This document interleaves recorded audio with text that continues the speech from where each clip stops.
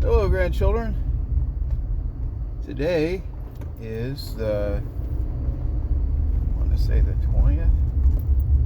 That'd be right, I think so.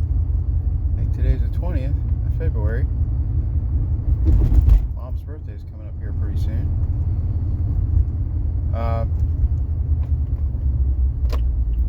Nothing exciting going on except for I got the bedroom finished last night, waxing, and today I'm putting it all back together and making some improvements as I go. And today's spiritual lesson is going to be about the importance of meditation and prayer and learning to control your passions, which is the most difficult thing I've had to do in life. I've done a lot of very challenging things in my life, jumping out of planes, rescue, firefighting, military, learning all different kinds of trades, emergency medicine. I've done a lot of things, but the most difficult thing is to learn to control yourself, and I still don't have that. Down yet, and it's a lifelong struggle. And the saints say that you're going to struggle with that till your last breath. It's going to be a constant battle to control your passions and your emotions and your thoughts and your heart. Well, in order to do that, you have to get familiar with yourself and your heart and God. The more you get to know God and the saints and yourself, the more humble you become. And I know it may not seem very humble for me to be on here making videos talking about these things, because that's typically what a narcissist does, or somebody who's infatuated themselves, but I'm not doing it for those reasons. In fact, I really, if intellectually and emotionally, if I had my brothers, I would rather not do this at all. I'd rather just basically live like a mountain man and be on my own and just kind of stay away from the world and everybody in it as much as possible, except to not completely. I want to contribute to society, but not in this way. This is not how I want to do it. I'm not big on public speaking. I can do it if I need to. It's kind of like stuff that I used to do in firefighting. I enjoyed a lot of things about rescue firefighting, but there were certain situations that were not pleasant. And that's true with soldiering or anything. Hospice, healthcare, the trades. There's the easy jobs that you enjoy doing and the fun jobs you enjoy doing. There's always those crappy things that you got to do from time to time. This is one of those for me. I don't like public speaking. I don't really like to be the center of attention. So I can do it, but I don't like to. So if you have those struggles, I completely understand. My advice to you is to do it even though you don't want to, and you'll get good at it. So I've always liked to face my fears. I was afraid of heights. I became not by choice. Yeah, by choice. I became a firefighter, not by choice. The military picked that for me based on my aptitude, but rescue firefighting was a different story. I chose to do that, and that was challenging. And so, I had to rappel off the sides of real tall buildings, and if you're afraid of confined spaces, firefighting is not for you. I had to do collapsed building and training where you could barely move and you can hardly breathe, and you're hot and you're in a mask and you're in total darkness and you're trying to crawl in a maze trying to find your way out. First you got to find the body and get them out and then take them with you or whatever. But anyway, a lot of challenging things. Jumped out of a plane. Controlling yourself is harder, believe it or not. At the same time, it's easier. And what do I mean by that? There seems to be a contradiction there. Well, there is, but there isn't. And that's true with pretty much everything in life. For example, I tell you on here, don't get sucked into politics, but I get slapped every day in the face every time I get on social media with politics, and I'll make a comment. I'll give my perspective. That's my duty as a citizen. But I'm not going to get sucked into making that my life's mission. That's not my purpose in life. I'm just trying to deal with what's in my face. So if somebody says something ridiculous and they're spewing propaganda or false information, I'll address it. If it's in my sphere, I will say something. I'll try to do it respectfully and in a constructive manner, not like these yahoos that get on there and call each other names and make outlandish statements with no basis in fact. That's not constructive. That just makes the problem worse. It makes it keep going. So as peacemakers, we want to not do that. But in order to control all these impulses, and believe me, I have had my moments where sarcasm is a big deal in our family, and it's a bad habit, put it that way, and it's something that we all do. And highly intelligent people are highly skilled at being sarcastic. They can double speak, triple speak, quadruple speak, and have a dry sense of humor that's only funny to the person that's making the statement. So you got to be careful with that, because that turns people off. That's not very constructive. It also tends to belittle people, and that doesn't endear you to them either. That's very difficult. That's a very difficult habit to beat.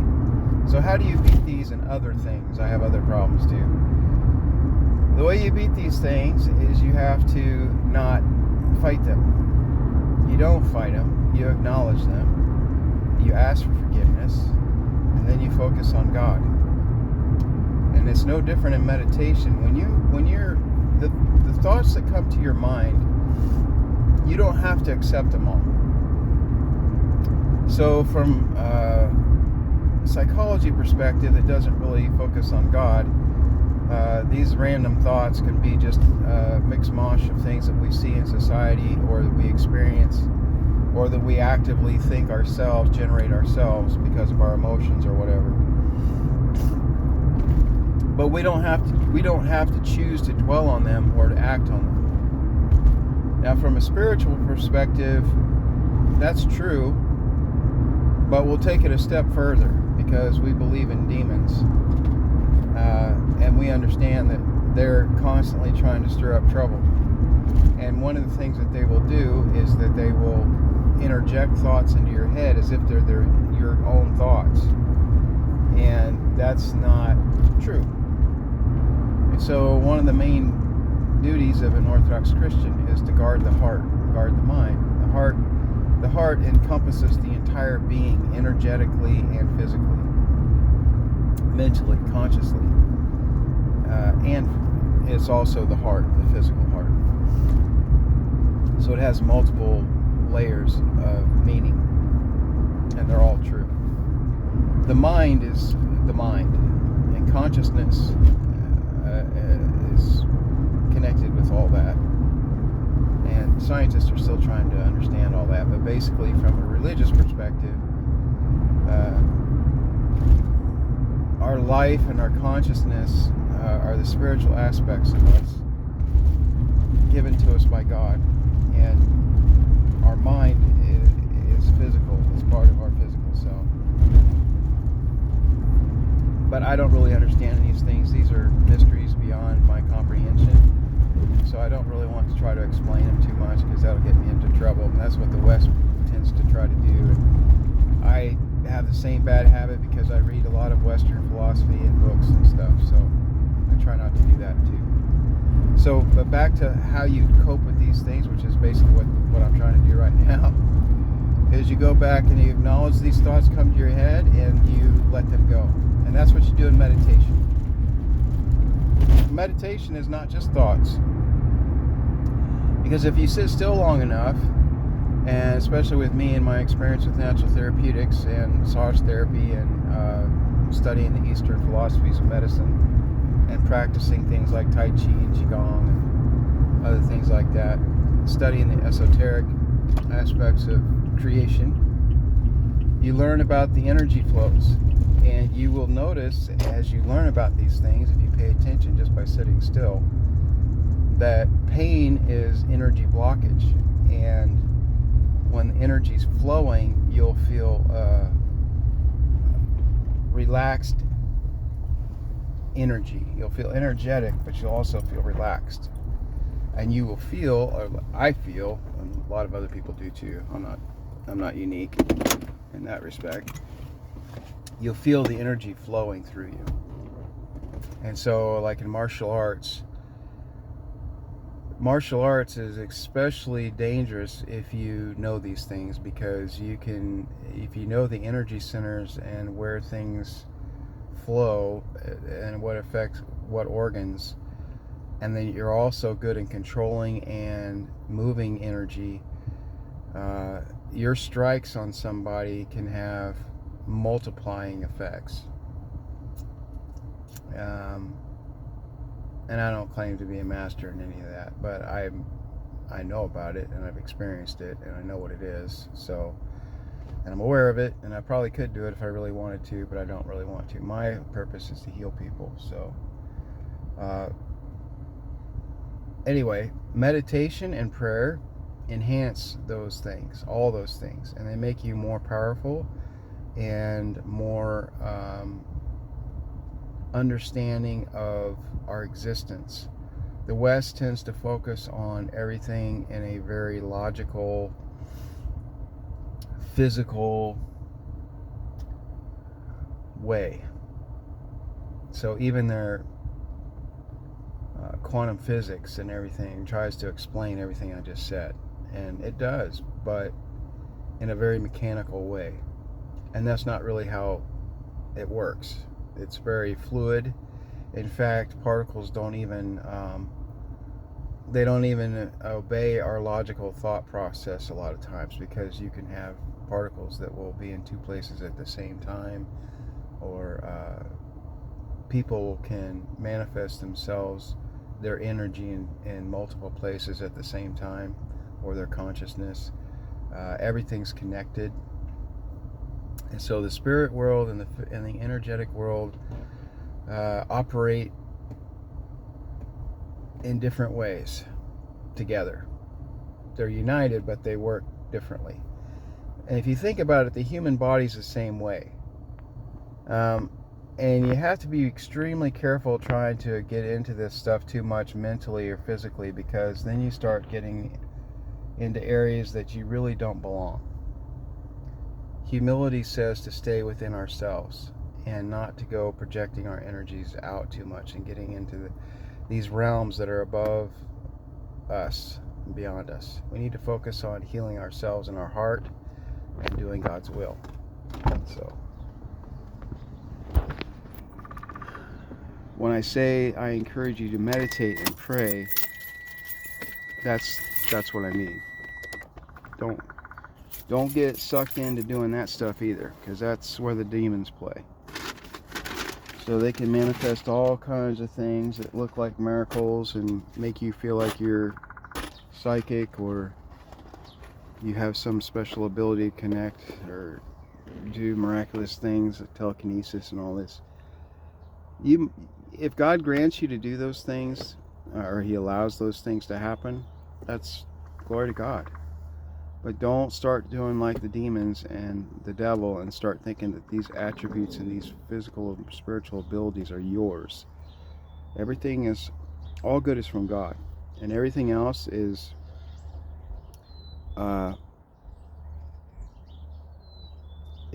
evil or nothingness. It's self-destructive to get too sucked into. So we really got to struggle to pay attention to God and try to live God in our hearts and in our presence and everything we do. So there's my little talk for today. I love you, grandchildren.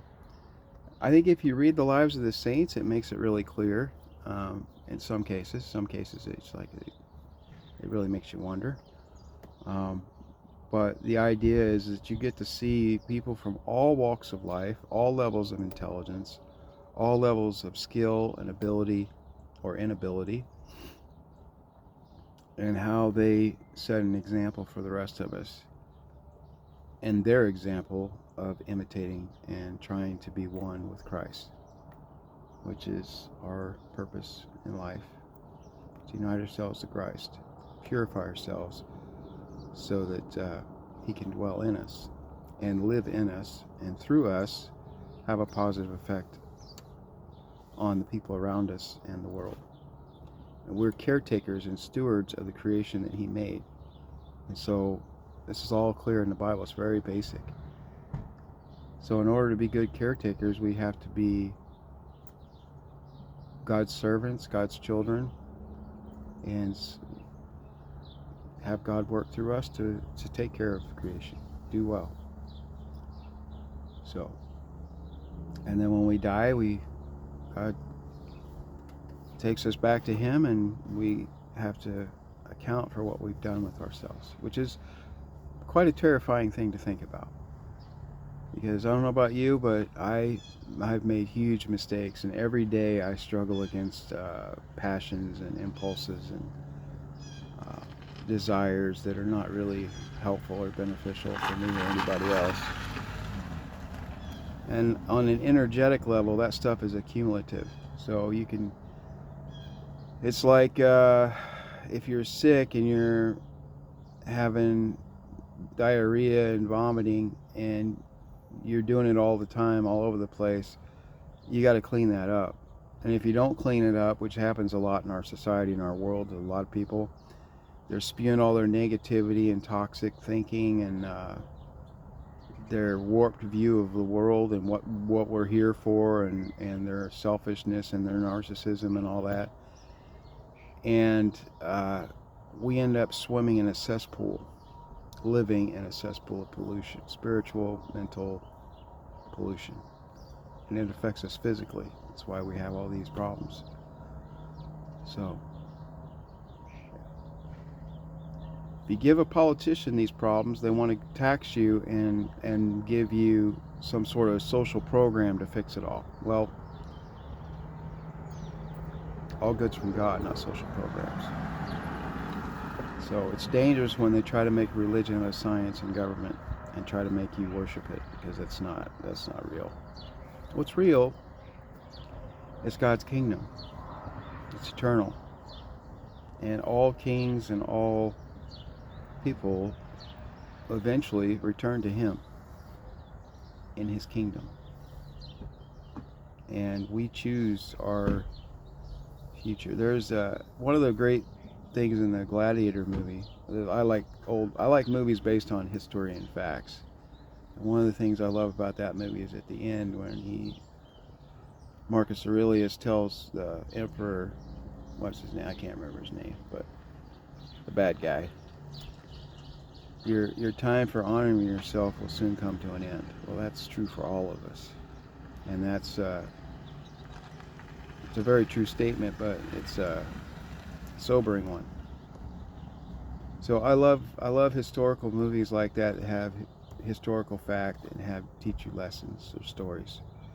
The downside of the movies is that you can never accurately portray the real deal, the real person, the real deal. That's why you really shouldn't get into movies about God and the prophets and all that, because it's fake, and it can give you a very warped view of reality.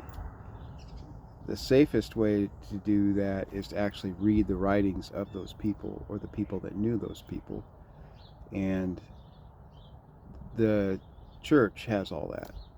So that's the better, more rational, healthy way of going about that. So, but something's better than nothing, and we all start somewhere and work up to trying to be like the saints. And I'm no different. So please pray for me, an unworthy sinner. God bless. Over and out.